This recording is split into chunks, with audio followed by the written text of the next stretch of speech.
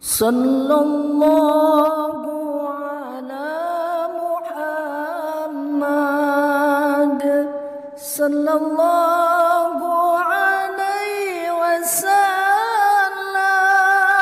Sallallahu ala Muhammad sallallahu alaihi wasallam. Alhamdulillah.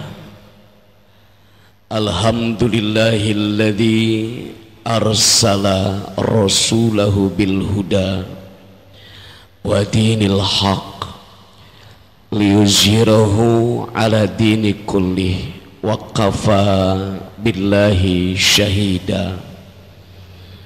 Ashhadu an la ilaha illallah wahdahu la syarikalah wa ashhadu anna sayyidana Muhammadan abduhu wa rasuluhu la nabiyya ba'dah. Allahumma salli wa sallim wa barik ala sayyidina Muhammad ibn Abdillah wa ala alihi wa ashabihi wa ummatihi ila yaumil qiyamah. Usikum wa nafsi wa iyaya bitaqwallah faqad fazal muttaqun.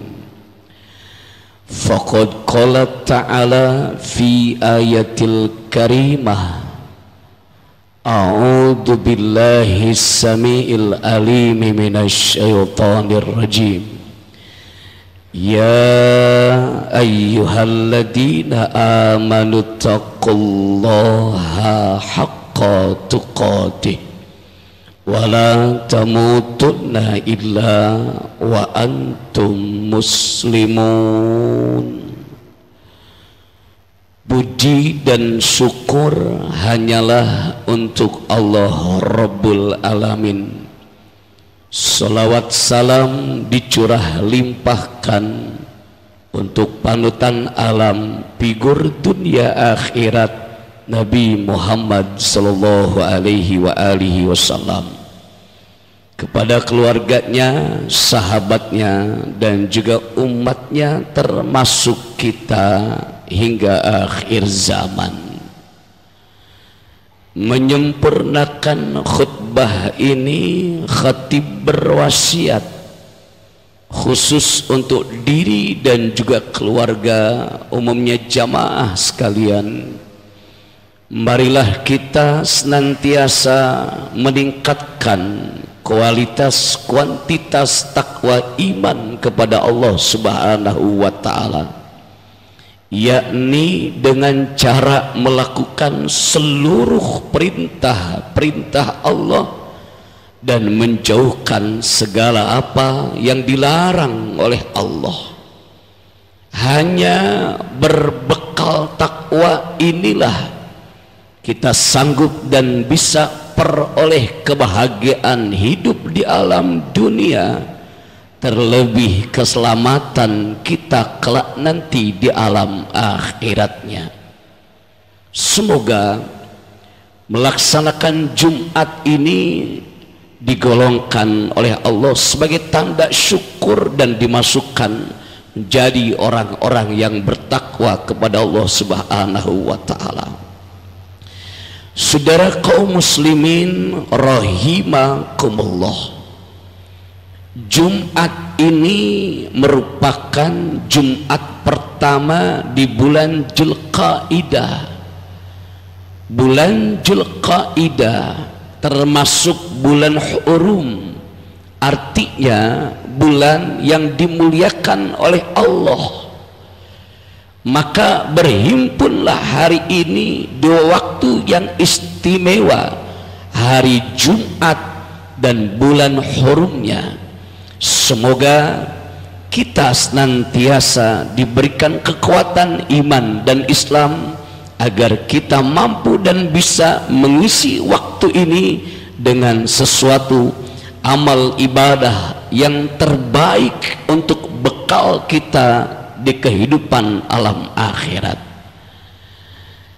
Dan di bulan Dzulqa'dah teringat saat ini dengan satu di antara syariat agama Islam dan termasuk ibadah, yakni kurban. Kurban secara bahasa artinya dekat atau mendekat, mengambil dari kata qaruba yaqrabu kurbanan. Adapun secara istilah, kurban adalah menyembelih seekor binatang dengan niat ibadah dan juga untuk mendekatkan diri kepada Allah Subhanahu wa ta'ala sebagai bentuk syukur kepada Allah Subhanahu wa ta'ala. Itulah kurban. Kurban bukan sekedar menjadi syariat agama Islam akhir zaman. Kurban pun dikenal ketika manusia pertama kali ada di muka bumi, yakni zaman Nabiullah Adam alaihissalam. Ketika putra-putra Adam alaihissalam diperintahkan oleh Allah untuk berkorban di antara mereka, Qabil dan juga Habilnya, maka disitulah kita orang Islam sudah tahu yang dikatakan dengan istilah kurban.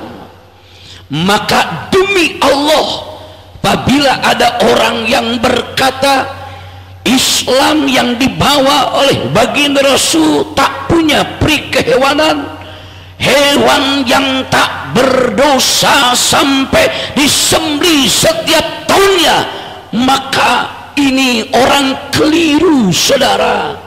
Dangkal iman, bahkan juga ilmunya, beraninya sampai berucap demikian.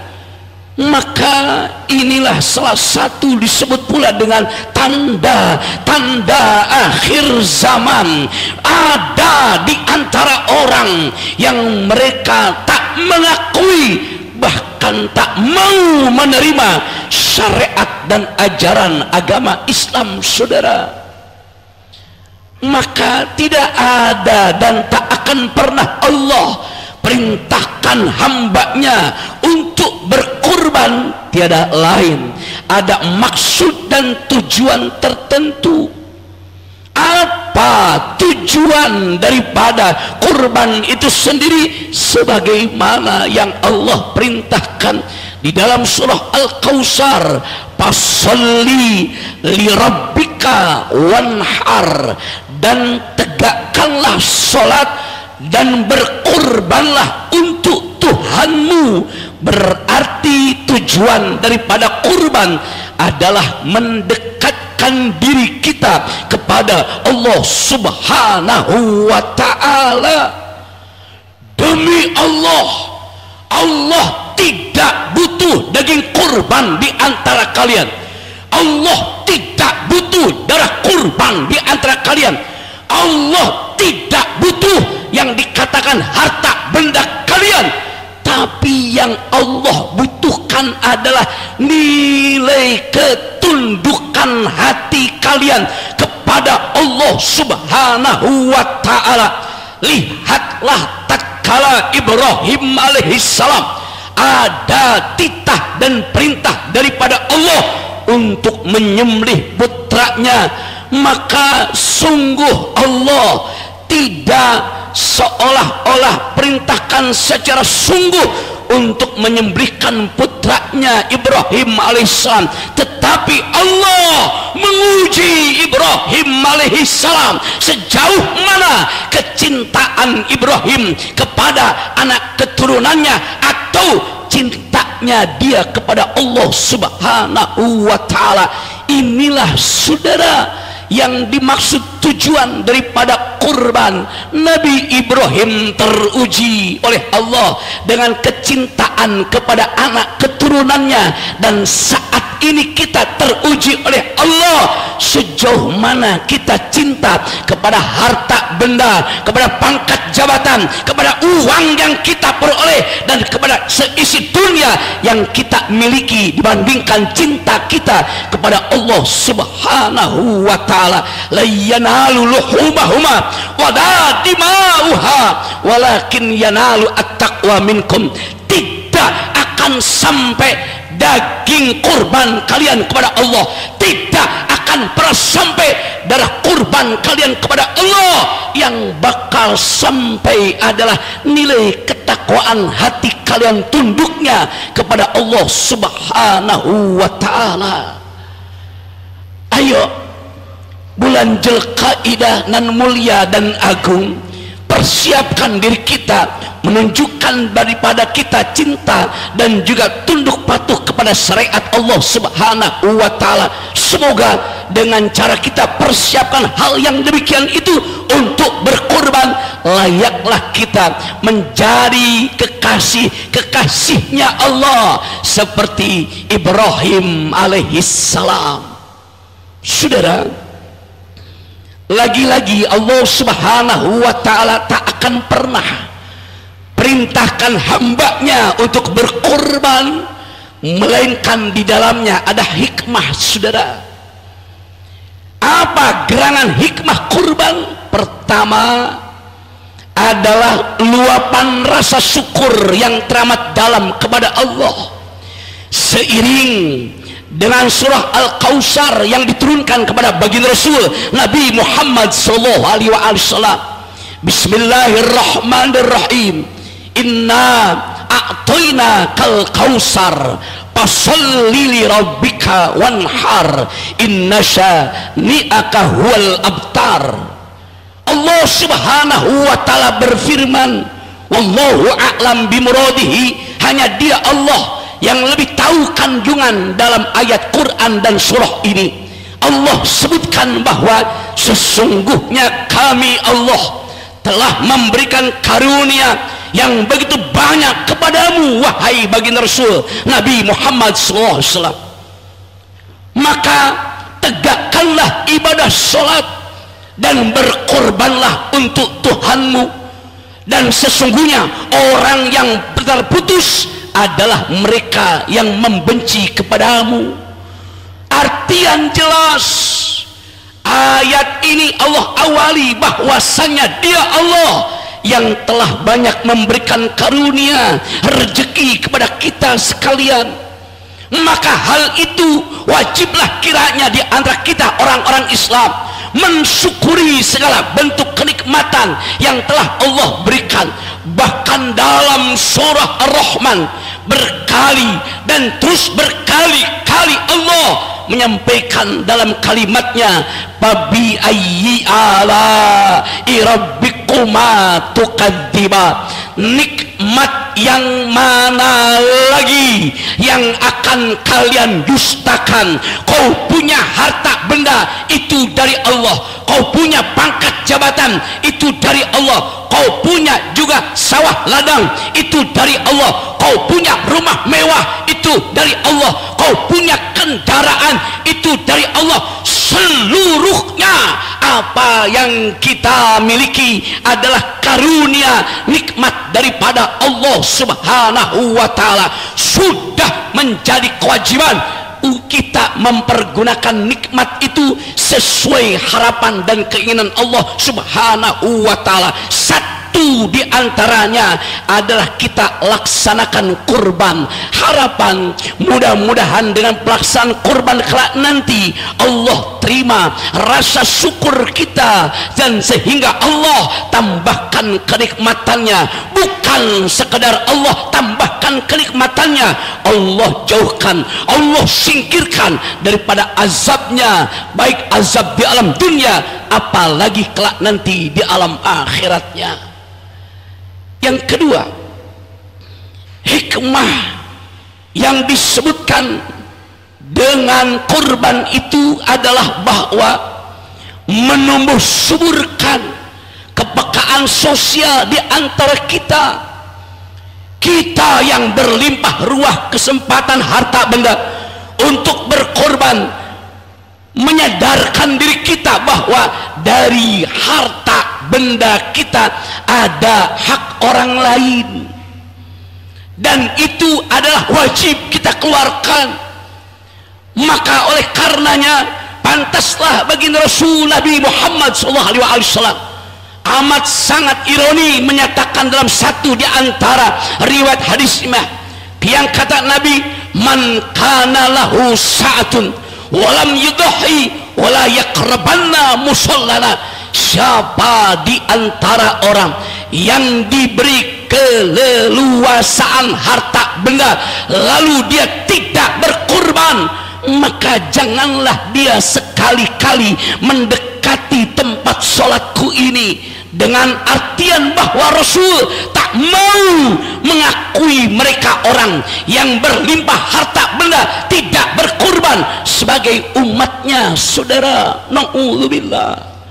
Kalaupun ia emang kita ingin diaku menjadi umat Nabi, ayo berkorban. Bukan sekadar akan diaku menjadi umat Nabi, tapi ada kita berbagi dengan sesama orang-orang Islam. Setelah kita kurban disembelih itu hewannya, kita bagikan kepada di antara mereka orang fakir miskin yang belum tentu mereka makan dalam seharinya dengan daging dan lain sebagainya. Saudara, maka akhirnya melalui khutbah Jumat ini saya mengetuk pintu hati jemaah sekalian untuk sama-sama kita sambut bulan Dzulqa'dah dengan persiapan kita untuk mendekatkan diri kepada Allah Subhanahu wa taala dengan cara menyembelihkan korbannya. Di antara kita ada yang sanggup dengan seekor kambingnya atau dengan seekor sapi atau juga untanya,